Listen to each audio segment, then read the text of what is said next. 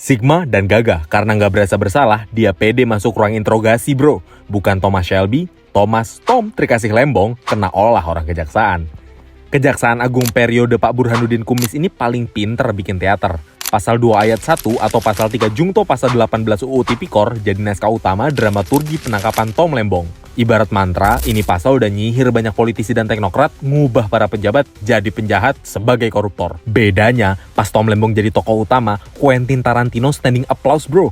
Absolute Cinema. Jadi ghostwriter presiden ke-7 nggak bikin CDA kebal hukum. Borgol plus rompi warna pink. Jangan lupa, kamera disiapin pas interogasi pemanggilan. Jadi presiden hukum unik abad ini. Tas-tes, 4 kali panggilan, nggak ada yang mangkir. Nggak ada juga tuh kuasa hukum yang dampingin Tom Lembong. Dan udah juga, abrakadabra, 29 Oktober Tom Lembong naik status jadi tersangka. Status saksi ke tersangka dalam 3 jam. Kayak plot twist film thriller, tapi tanpa post credit scene buat nyelamatin tokoh utama. Kejadiannya ekspres, ibarat makanan cepet saji yang disajiin buat Tom adalah tahanan 20 hari di Rutan Salemba dengan alasan penyidikan. Bapak-bapak ganteng ini mencoba menggeliat bersuara. Walaupun nasibnya terhalang pasal 26 huruf I Permenkumham nomor 8 2024 yang ngelarang tahanan untuk akses alat komunikasi, Tom Lembong cuma bisa kayak Dilan, keep in touch ke publik lewat surat-suratan.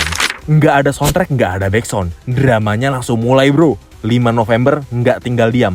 Emang bukan Tom Lembong, tapi Ari Yusuf Amir, kuasa hukum Tom Lembong yang OTW ke Pengadilan Negeri Jaksel buat daftarin gugatan. Bermodal pengalaman pernah involve sengketa pilkada dan jadi kuasa hukum Antasari Azhar, Bang Ari Yusuf pasang badan buat membela hak Tom Lembong di meja hijau, gugatan pra-peradilan.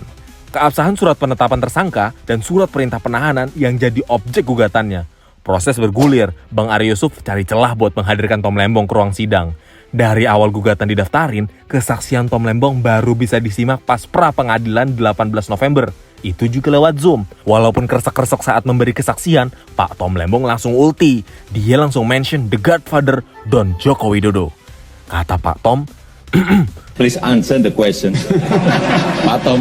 Baik, saya pikir saat itu sebagai Mendak saya sudah berkoordinasi kepada Pak Presiden secara formal atau informal. Kurang lebih kayak gitu. naas, 26 November, Hakim Tumpanuli Marbun announce amar putusan, menolak permohonan pra-peradilan pemohon untuk seluruhnya. Status tersangka Tom Lembong tetap sah.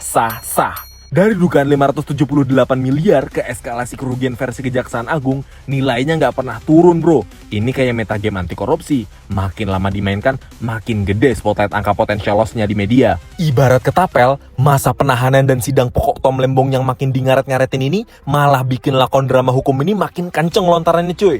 6 Maret akhirnya Tom OTW sidang buat bacain eksepsi. Dalihnya, dakwaan JPU cacat formil, maksa dan harus batal demi hukum.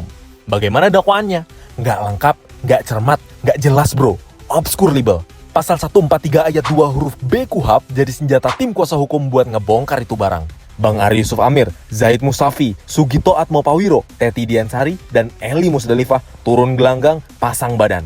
Nggak sampai gebrak meja sih, tapi ekspresi mereka nggak bisa dibohongin. Mereka bilang Kejagung maksa banget nyeret Tom ke kasus ini. Logika hukumnya bolong-bolong. Dakwaan JPU bilang ada kerugian negara 578,1 miliar. Padahal audit BPK 2015 sampai 2016 bilang nihil. Tiba-tiba audit BPKP 2025 muncul bawa angka triliunan. Sihir, keajaiban hukum, atau emang narasi yang dipaksain? Nggak ada yang tahu.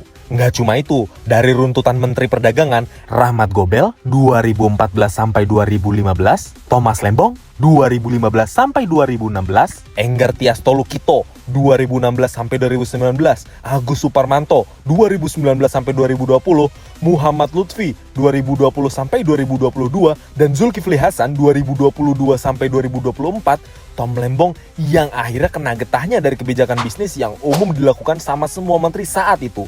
Teti Diansari nyusul, ikut ngambil giliran buat ngejelasin kalau tahun kejadian aja nggak konsisten. Penyelidikan bilang 2015 sampai 2023.